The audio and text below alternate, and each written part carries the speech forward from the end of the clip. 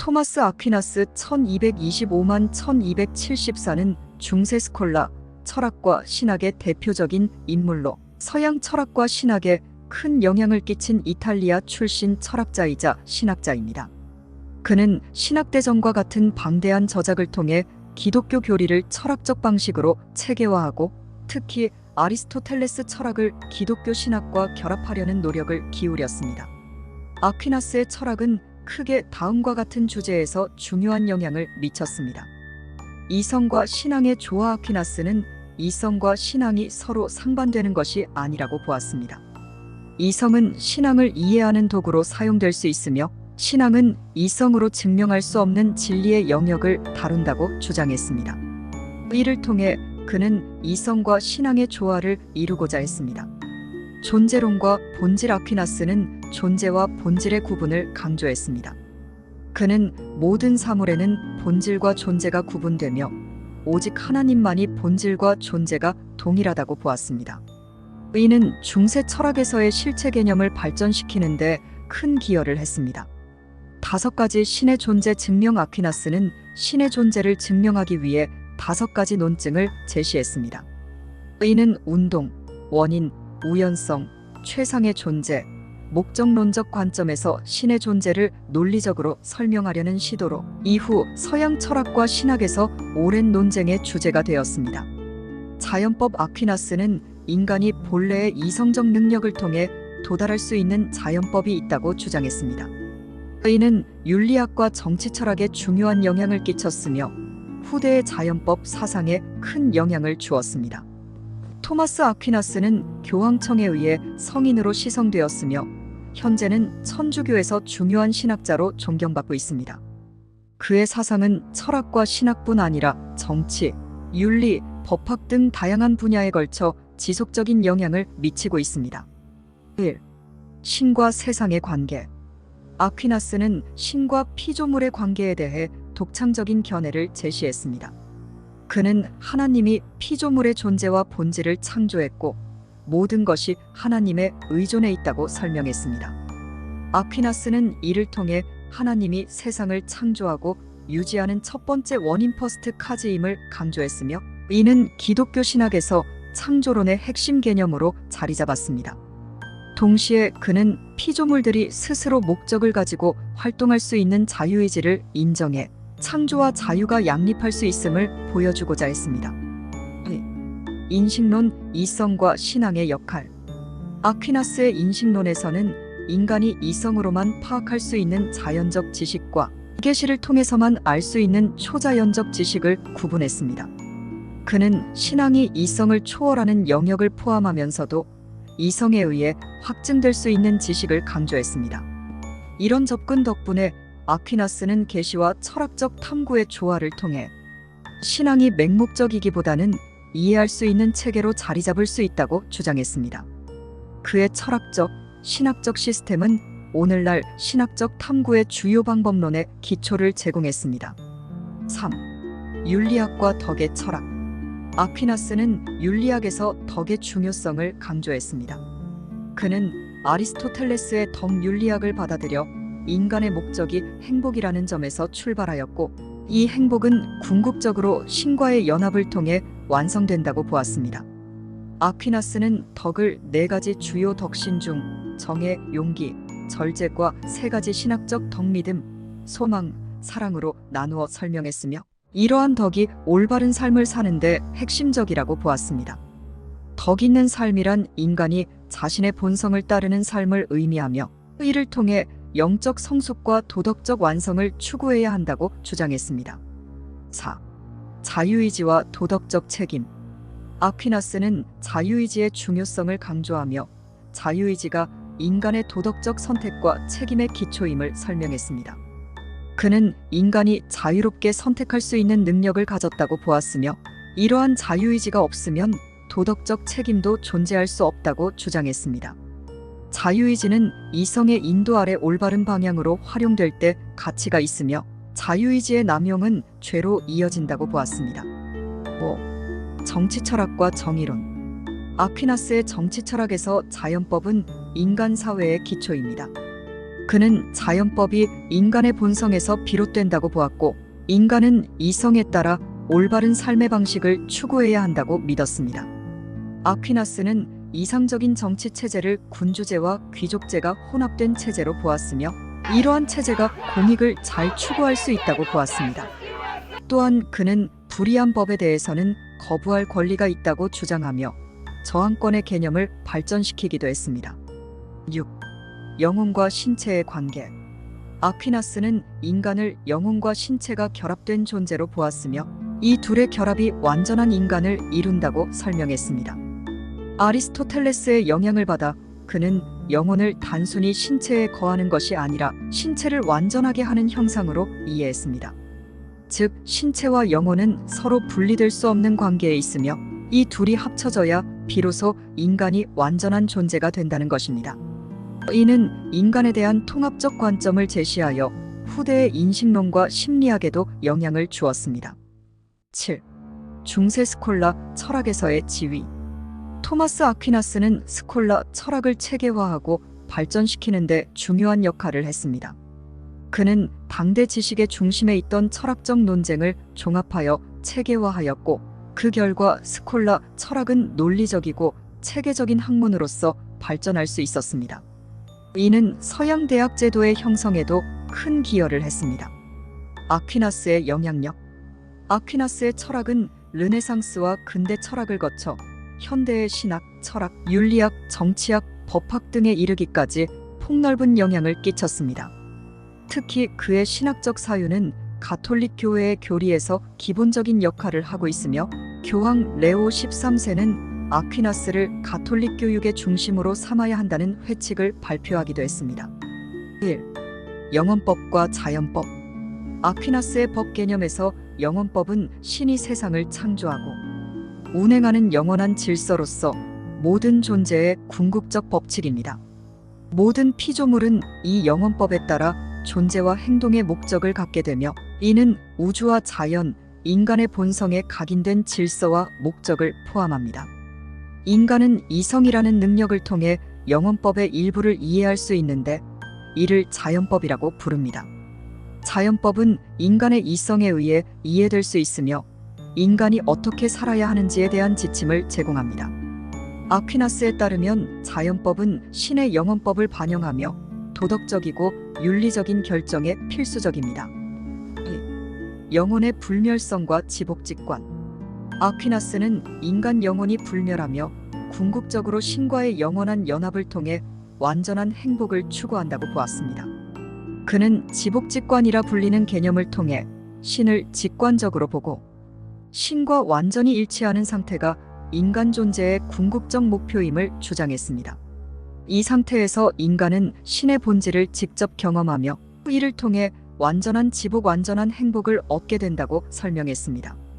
아퀴나스는 인간이 이 세상에서 신을 온전히 이해할 수는 없지만 사후 영원한 생명에서 신을 직관할 수 있다고 믿었습니다. 이는 가톨릭 신학에서 인간의 궁극적 구원과 행복을 설명하는 중요한 개념으로 남아 있습니다. 3. 신학적 미덕과 자비의 역할. 아퀴나스의 윤리체계에서 신학적 미덕, 신앙, 소망, 사랑은 인간이 신과의 관계를 통해 도덕적 완성을 이루는 데 필수적입니다. 특히 그는 자비를 최고의 덕으로 여기며, 자비가 인간이 타인의 필요를 인식하고 돕는 근본적 태도라고 보았습니다. 자비는 정의를 넘어서는 덕으로 상대방의 상황을 이해하고 그들의 필요를 채우기 위해 노력하는 것이므로 인간이 신의 자비로운 본성을 본받는 핵심적인 태도입니다. 아퀴나스는 자비를 통해 인간이 신을 닮아가며 신과 이웃에 대한 사랑을 완성할 수 있다고 보았습니다. 4. 아퀴나스의 실제론과 관념론 비판. 아퀴나스는 실제론을 옹호하며 보편 개념이 실제로 존재하는 방식에 대해 독특한 입장을 취했습니다. 그는 아리스토텔레스의 실체론을 바탕으로 모든 보편 개념은 구체적 사물 안에 존재한다고 보았습니다. 보편 개념의 인간성이 사물에 실제로 존재하며, 인간의 이성적 지식은 이 보편성을 인식할 수 있는 능력이라고 주장했습니다. 그는 플라톤의 관념론 이데아론을 비판하며 개념이 독립적으로 존재하는 것이 아니라 실제 사물 안에 내재한다고 봤습니다. 이는 중세 철학에서 실제론과 관념론 논쟁의 중요한 분기점을 제공했습니다. 5. 신앙과 철학의 융합. 아퀴나스의 가장 큰 업적 중 하나는 철학적 방법을 통해 신학적 문제를 해결하려는 시도였습니다. 그는 신학과 철학이 각기 독립적인 학문 분야로 존재할 수 있지만 동시에 서로 보완적이라고 보았습니다. 철학은 이성을 통해 진리를 탐구하고 신학은 계시된 진리 성경, 교회 전통 등을 통해 신앙을 이해하려 합니다. 아퀴나스는 철학적 논증을 통해 신학적 교리를 더 명확하게 설명할 수 있다고 믿었고 이를 통해 신앙의 합리성을 입증하려 했습니다. 이러한 융합적 접근은 중세 후기에 철학과 신학을 단순히 구별하는 것이 아닌 상호 의존적인 학문으로 발전시키는 계기가 되었습니다. 6. 아퀴나스 사상의 영향과 현대적 재평가. 아퀴나스의 사상은 16세기 종교개혁과 계몽주의 이후에도 지속적으로 영향을 미쳤으며 특히 19세기 말 교황 레오 13세가 아퀴나스 사상을 다시 강조하며 가톨릭 신학교육의 근간으로 삼았습니다. 현대에서는 그의 자연법 사상이 윤리학과 법학에 영향을 주어 공공정책이나 사회적 정의에 관한 논의에 적용되기도 합니다. 또한 아퀴나스의 인간관, 덕윤리, 자유의지에 대한 사상은 현대 심리학 및 실존주의 철학과도 대화할 수 있는 주제로 남아 있습니다. 1. 형이상학 본질과 실존의 구분. 아퀴나스는 본질과 실존을 구분하는 중요한 형이상학적 개념을 제시했습니다. 그는 모든 피조물에서 본질과 실존이 분리되어 있다고 보았습니다. 예를 들어 인간이라는 본질과 그 인간이 실제로 존재하는 것은 별개의 문제입니다. 아퀴나스에 따르면 피조물은 본질과 실존이 결합하여 존재하지만 오직 하나님만이 본질 자체로서 실존을 가진 유일한 존재입니다. 이 사상은 신이 본질적으로 완전하며 피조물은 신의 본질적 완전성을 반영하지만 독립적으로 존재할 수 없다는 것을 의미합니다. 이 개념은 이후 실존주의 철학자들이 본질과 존재에 대한 논의를 전개하는 데 중요한 철학적 기초가 되었습니다. 신의 속성 단순성과 무한성. 아퀴나스는 하나님을 단순하고 무한한 존재로 설명했습니다. 단순성은 하나님이 어떤 물질적, 형이상학적 부분으로 나눠질 수 없는 절대적인 단일성을 의미합니다. 이는 하나님이 유한한 인간과는 달리 변화하거나 구성될 수 없는 완전한 존재임을 뜻합니다.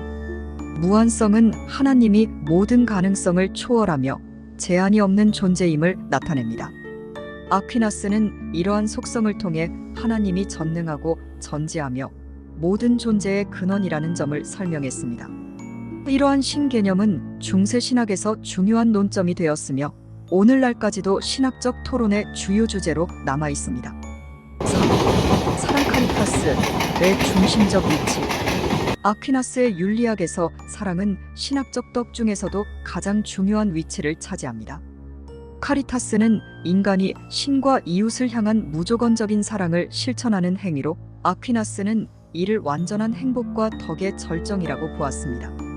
사랑은 신과 인간 사이를 연결하는 가장 중요한 덕목으로 여겨졌으며 이를 통해 아퀴나스는 인간의 도덕적 삶이 단순히 법적 의무가 아니라 신과의 관계 속에서 이루어지는 것임을 강조했습니다.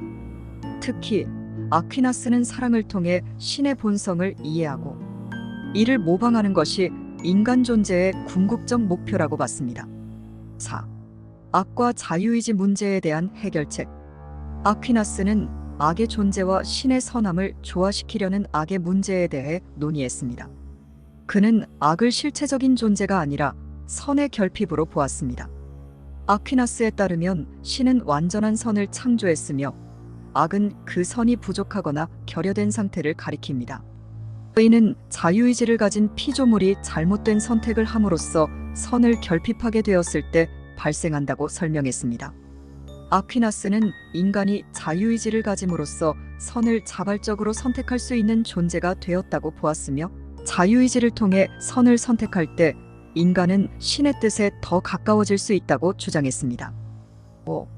그리스도론과 삼위일체론. 아퀴나스는 그리스도의 본성과 삼위일체에 대한 신학적 논의를 통해 기독교 신학의 중심 주제들을 다루었습니다. 그는 그리스도가 완전한 인간이면서 동시에 완전한 신이라는 것을 설명하기 위해 신성과 인성의 일치를 강조했습니다. 삼위일체의 세 위격성부, 성자, 성령이 동일한 본질을 공유하면서도 각기 다른 위격으로 존재한다는 점을 명확히 하려 했습니다. 아퀴나스의 삼위일체론은 중세신학에서 삼위일체 개념을 논리적으로 설명하려는 시도의 중요한 부분을 차지하며 이후 기독교 신학에서 삼위일체에 대한 논의의 중요한 기반이 되었습니다. 6. 신앙과 이성의 관계에 대한 방어 이교 철학자들과의 대화. 아퀴나스는 고대 철학, 특히 아리스토텔레스와 이슬람 철학자들의 사상을 적극적으로 받아들이고 비판했습니다. 그는 무슬림 철학자 아비센나와 아베로에스의 사상을 학문적으로 검토하며 이들의 아리스토텔레스 해석을 기독교 신학에 맞게 변형하고 조정했습니다. 아퀴나스는 이들 이교 철학자들의 논의를 바탕으로 신앙이 이성을 초월하면서도 이성을 부정하지 않는다는 점을 강조했으며 이를 통해 기독교 신학이 보편적 진리 탐구의 일환임을 주장했습니다. 아퀴나스의 이방 철학자들과의 대화는 서구 철학이 동양의 사상과 소통하는 장을 열었으며 그 결과 신학적 주제들을 보다 넓은 시야에서 탐구할 수 있는 길을 마련했습니다. 7. 자연적 계시와 초자연적 계시의 구분. 아퀴나스는 자연적 계시와 초자연적 계시를 구분했습니다. 자연적 계시는 인간 이성이 자연 세계를 통해 이해할 수 있는 신의 일부를 의미하며 이는 철학적 탐구와 관찰을 통해 얻을 수 있습니다. 반면 초자연적 계시는 신앙을 통해서만 알 수 있는 진리로 성경과 같은 특별한 계시가 포함됩니다. 아퀴나스는 이 두 가지 계시가 서로 모순되지 않으며 오히려 초자연적 계시는 자연적 계시를 완성하고 보충한다고 주장했습니다. 이를 통해 그는 신앙과 이성이 서로 보완적이며 하나의 진리를 추구하는 두 가지 방식이라는 관점을 확립했습니다. 8. 영혼의 세 가지 능력 지성, 감정, 의지. 아퀴나스는 인간 영혼이 지성, 감정, 의지 세 가지 능력으로 이루어져 있다고 설명했습니다. 그는 지성을 통해 인간이 진리를 탐구하며 의지를 통해 선을 추구하고 결단을 내린다고 보았습니다. 감정은 인간의 도덕적 행동에 영향을 미치는 요소로 적절히 통제될 때 도덕적 선에 기여할 수 있습니다. 아퀴나스는 이러한 영혼의 능력들이 통합적으로 작용하여 인간의 도덕적 성숙을 돕는다고 보았으며 이를 통해 인간이 신의 형상을 본받아 완성에 이르게 된다고 주장했습니다. 이 개념은 인간 심리에 대한 깊은 통찰을 제공하여 현대 심리학 및 윤리학과도 연결될 수 있습니다. 9. 신학적 지식의 체계화. 아퀴나스의 신학대전은 신학적 지식을 체계적으로 정리한 위대한 저작으로 평가받습니다. 그는 이 저작에서 신, 창조, 인간의 구원, 윤리 등 신학 전반에 걸친 질문을 다루었으며 질문 마이너스 답변 형식을 통해 논리적으로 구조화했습니다. 아퀴나스는 신학을 철학과 동일한 논리적 방법을 사용해 다룸으로써 신학이 과학적이고 체계적인 학문임을 보여주려 했습니다. 이는 중세 이후 신학 연구의 모델이 되었으며 현대의 학문적 접근에서도 여전히 그 영향이 남아 있습니다. 10. 후대에 끼친 영향과 철학적 유산. 아퀴나스의 사상은 후대 철학자들에게 지대한 영향을 미쳤습니다. 근대에 들어 데카르트, 스피노자, 칸트 등 다양한 사상가들이 그의 이성적 접근에 도전하고 새로운 관점을 제시했지만 그 역시 아퀴나스의 전통 속에서 출발하여 논의를 전개한 것으로 볼 수 있습니다. 20세기 초반에는 신토마스주의 운동이 일어나 아퀴나스의 사상이 현대적으로 재해석되었습니다.